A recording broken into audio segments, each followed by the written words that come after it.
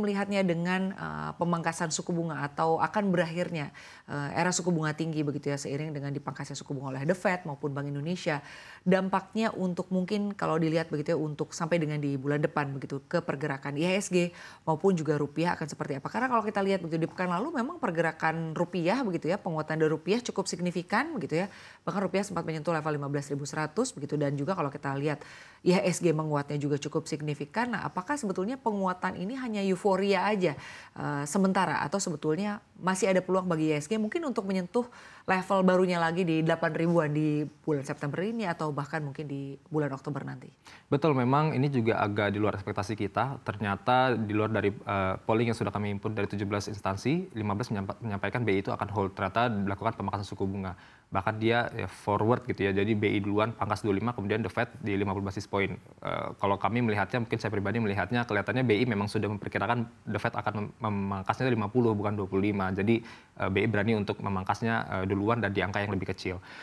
Kalau kita perhatikan dengan adanya pemangkasan suku bunga ini, kalau kita cermati dari sisi spreadnya ya, jadi yang sebelumnya itu kan kita 6,25, The Fed 5,5, jadi spreadnya kan 75 basis point. Sementara saat ini itu karena kita pangkasnya 25 sementara The Fed itu 50, jadi spreadnya itu tetap melebar dari 75 bips jadi 100 bips. Kita di 6%, The Fed di 5%. Ini yang membuat ternyata kalau kita lihat dari data transaksi di pekan lalu, BI yang mengeluarkan itu ternyata memang net foreign itu masuk ke kita besar sekali gitu ya, bahkan di atas 20 triliun lebih dalam satu pekan, bahkan mungkin nggak sampai satu pekan. Jadi ini yang membuat akhirnya kan kayak IHSG rally, rupiah juga terus mengalami penguatan, dan juga kalau kita cermati dengan The Fed memangkas yang angka cukup besar ini 50 bips ini, bahkan ke depan itu di FOMC November dan Desember perkiraannya The Fed dalam dot plotnya itu disampaikan ada kemungkinan di total 50 bips lagi. Jadi 25 bips dipangkas pada bulan November dan 25 lagi di bulan Desember. Akhirnya kan kalau itu benar-benar terjadi berarti dalam tahun ini 100 bips begitu ya. Ini yang membuat kita lihat memang di XY kembali lagi melemah. Jadi cenderung bergerak di bawah angka 101, jadi sekitar 100,8, 100,9. Ketika di XY-nya melemah atau indeks dolar AS-nya melemah, ini membuat rupiah juga cenderung mengalami apresiasi. Makanya kan pada saat itu kan memang kita perhatikan 15.100, 15.200 dan saat ini kira-kira di 15.195, 15.200 kira-kira kayak gitu. Jadi untuk short term period kita perkirakan memang karena apalagi di pekan ini tidak ada sentimen yang begitu luar biasa besar gitu ya. Jadi kita perkirakan memang rupiah masih bergerak cukup oke, jadi mungkin 15.100, 15.200-an di pekan ini. Sementara untuk IHSG, apakah probable untuk menyentuh angka 8.000 ATH yang baru? Melihat saat ini memang proyeksi dari berbagai analis juga memperkirakan ada potensi mengarah ke sana. Meskipun memang di tengah perjalanan ke sana memang ada beberapa sentimen yang masih mendorong, yaitu kayak kita tahu di election di US sana, ini juga masih terus menjadi perhatian. Berikutnya juga geopolitical tension, ini juga masih juga perhatian apakah memang nanti mungkin ada let's say tanda kutip war atau seperti apa, ini juga masih jadi perhatian. Dan juga kebijakan-kebijakan ekonomi lainnya secara moneter maupun secara fiskal dari sisi di Indonesia maupun di luar sana.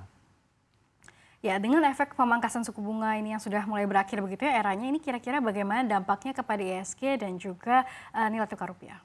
Oke, secara umum dengan pemangkasan suku bunga, selama memang spreadnya masih bisa dijaga, saat ini kan 100 bips tadi saya sampaikan, selama bisa dijaga di angka tersebut, mungkin kalau bisa lebih dari itu, membuat kita perkirakan rupiah dan IHSG masih bisa cenderung rally. Bahkan kalau dari sisi BI sendiri kan memperkirakan rupiah itu bisa lebih menguat lagi dari angka yang sekarang. IHSG juga kami perkirakan bisa jadi naiknya lebih tinggi lagi, mungkin di 78, 79 ya, sampai akhir tahun. Artinya kalau kita lihat ya begitu, ini kan begitu banyak harapan-harapan dari para pelaku pasar ya, terkait dengan bagaimana The Fed akan kembali lagi memangkas suku bunganya di tahun ini begitu.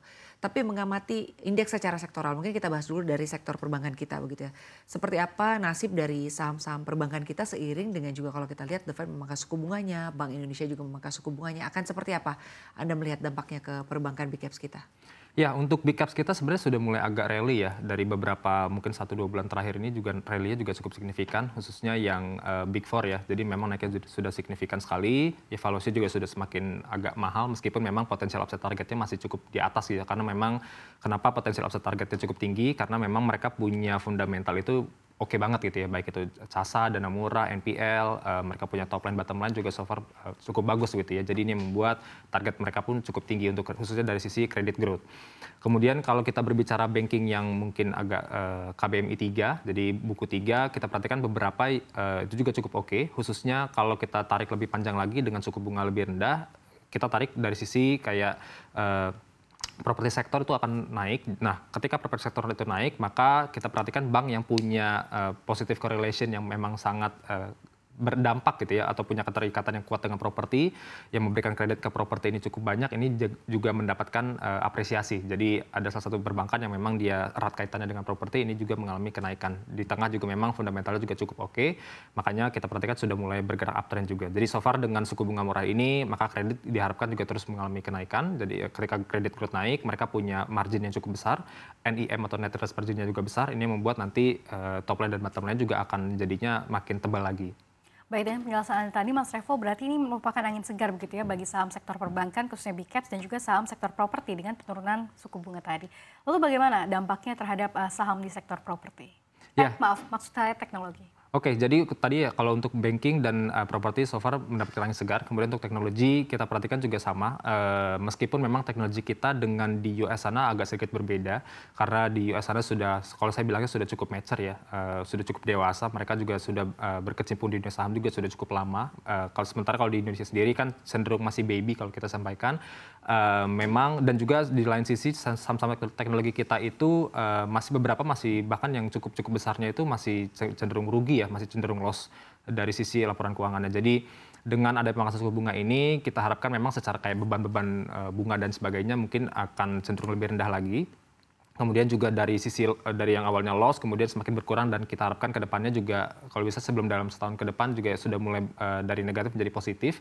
Dan juga mereka juga kita harapkan sudah berani untuk melakukan ekspansi meskipun memang saat ini ya kita tahu PMI manufaktur kita masih kontraksi tapi dengan suku bunga yang cenderung rendah maka kita harapkan mereka sudah berani untuk melakukan peminjaman kredit dan sebagainya ke bank. Ini membuat nanti PMI juga naik dan sudah semakin berkembang lagi growth dari perusahaan-perusahaan teknologi kita.